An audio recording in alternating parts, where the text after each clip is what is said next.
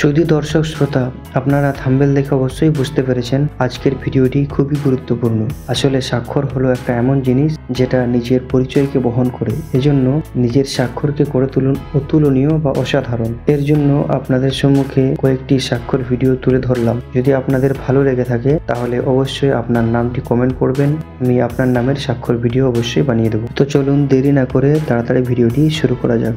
প্রথমে আমিনুল নামে স্বাক্ষরটি বানানো হয়েছে। আপনাদের যাদের নামের প্রথম লেটার এ, তারা এভাবে আপনাদের নামের স্বাক্ষর বানাতে পারেন।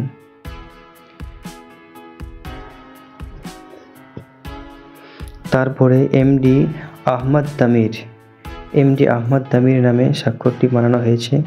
এভাবে যদি আপনারা আপনাদের নামের স্বাক্ষর বানান তাহলে দেখবেন দেখতে খুবই সুন্দর লাগবে।